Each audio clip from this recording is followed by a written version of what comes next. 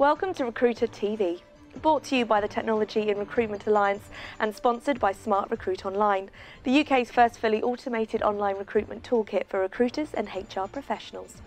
I'm Rachel Downey. In our news headlines this month, we look at who is hiring on the run-up to Christmas. We'll also look at who is doing what in the corporate world to tackle youth unemployment. There'll be a roundup of the latest public sector news headlines and a look at the latest research on women in the workplace. But first, we'll start our monthly roundup with an announcement by research firm Canada Life Group that over a third of UK workers plan to work beyond the age of 65. The insurance firm's online survey of more than 1,600 workers confirmed that 44% of men and 31% of women agree that they would expect to be working beyond their 65th birthday.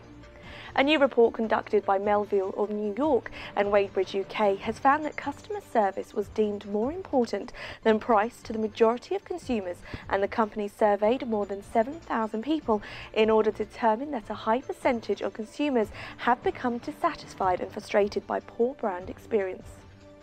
So, companies beware. The survey also revealed that consumers often use multiple channels on social media to share their poor customer experiences. And the survey also revealed a growing trend to search online for customer surveys before buying goods or services. Recruitment Trade Association ABSCO announced on their website this month details of a report carried out by recruitment specialist GCS. The report concludes that research conducted in the technology sector has identified the possibility of an imminent move by many disgruntled permanent staff towards contracting. The detailed report investigated staff retention and employer attitudes. Head of GCS, Chris Devonshire, concluded that unhappy individuals have been hanging on to their jobs through the downturn, but as they start to leave for greener pastures, those businesses losing workers are more often recruiting contractors to replace them. BAE Systems has announced this month that up to 1,500 jobs could go if it is forced to close one of its 3 shipyards. BAE Systems is the largest employer of manufacturing and professional engineers in the UK. UK job board group Even Base, who own leading brands such as JobSite, announced their quarterly recruitment review last month. Key announcements in the review were a 40% increase in temporary and contract roles being advertised on job boards. Over 60% of job seekers are now using more than one job board to find a new job. There has been a 12% increase in jobs found using a mobile device. There has been an 11% increase in job seekers applying directly to employers in the last 12 months. And finally, they were pleased to announce that job boards remain the #1 method for finding staff. Now there's a surprise.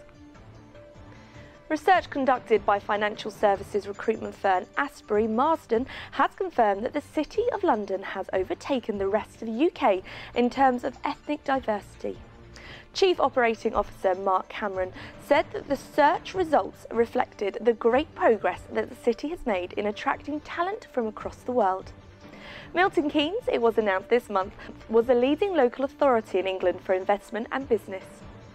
Milton Keynes, currently a hot favourite to win a prestigious award as Europe's smartest city, has topped the table for this latest accolade after what was described as the most detailed and comprehensive study ever conducted into inward investment and business potential across all 325 council areas. The top 5 cities and towns across the UK were, starting in top place, Milton Keynes, followed by Warrington, Brighton, Swindon and then York.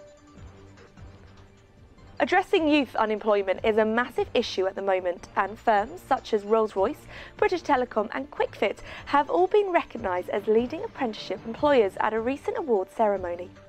The UK's top 100 employers of apprenticeships was announced last month, and at the awards event it was formally announced that the government focus on funding would continue to be applied in this area, with higher level apprenticeships getting particular attention next year.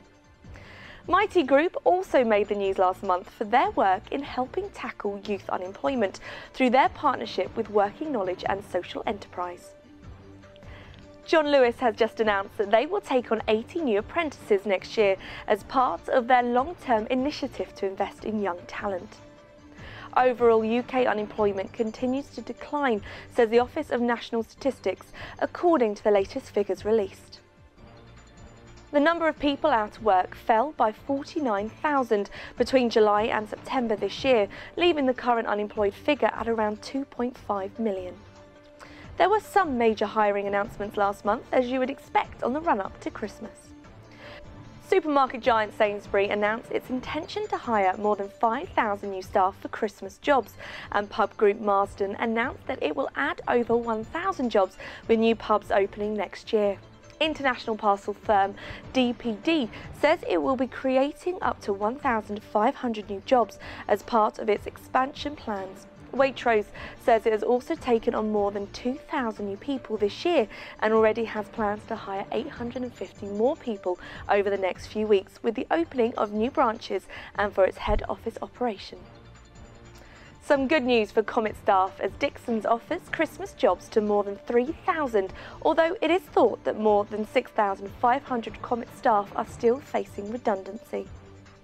A quick look at public sector news this month, and an announcement by national recruiting firm Randstad says that a report that it commissioned identified that public sector increases in pay have outpaced those in the private sector by 5.7% since 2006, and that average salaries have risen by 11.4% since 2006. This will of course do nothing to raise the spirits of public sector workers who have certainly felt the impact of the economic downturn in more recent years. A report by recruiting firm Hayes last month looked at what the public sector needed to address in order to attract more high-quality management staff. The findings included revamping skills more regularly, focusing more on non-financial benefits, and strengthening the organisation's reputation. We finish off this month's news summary with a look at women in the workplace, and we start with a new piece of research that reveals that just 1 in 5 senior executives being hired in the city are female. Recruitment trade organisation APSCO announced in their newsletter last month that a comprehensive survey carried out by financial services firm Asbury Marsden revealed these results. The data was gathered using roles across a wide demographic, from analysts to managing director level. Current data shows that there are still just 6% of women holding managing director positions within the city. However, leading recruitment publication, The Recruiter, announced this month that according to the latest 6-monthly Davis Committee report, the number of women appointed as a director of a FTSE 100 company has doubled in the last 6 months. Professor Susan Vinicombe, OBE of Cranfield International Centre for Women Leaders, highlighted that growing the female talent pipeline needed to be a priority in order to continue progress and enable women to fulfil their true potential in the workplace. Speaking at a seminar at the London Stock Exchange recently, Business Secretary Vince Cable announced that the majority of business leaders now seem to recognise the case for gender balance and are working proactively towards this. Grapevine HR, another leading publication, published an article this month that outlines the European Commission's proposals around female quotas, and they seem to have adopted a much softer approach, with non-mandatory levels being recommended at 40% non-executive women directors on the boards of large corporations by 2012. This proposal was originally opposed by EU commissioners but went through at the second attempt. And finally, staying with the theme of women in the workplace, a survey conducted by OfficeBroker.com polled nearly 1,000 executive women in the city, according to OnRec Recruitment magazine, and discovered that the majority of women said that they would prefer to work under male management. Just 6% of all women polled said that they would prefer to work under female leadership. The main reasons cited were that male bosses included less office politics, generally created a more relaxed working environment, and women felt that male bosses generally offered an improved focus on goals and objectives.